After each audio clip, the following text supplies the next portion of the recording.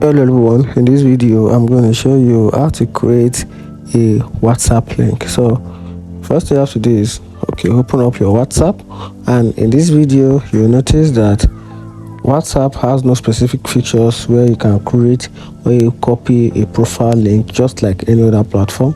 So I'm going to show you a quick guide and a simple step for you to be able to create a WhatsApp link that will take your friends down to your WhatsApp so that they can message you without you sharing your number, but with the link you provide to your account WhatsApp, you'll be able to locate you. So the first thing you have to do is just open your note or open a testable part on your phone where you can just input text. I'm just going to open my note. So right here you're going to input this URL, which is https://wa.me. Then right here you input your WhatsApp number together with your country code. So if you're a Nigerian, just put +234, then input your number.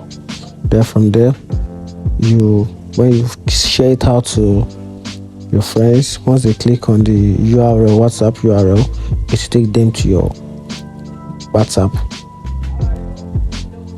profile where they can message you, and that is it. If you find this video helpful, like and follow for more. Thank you.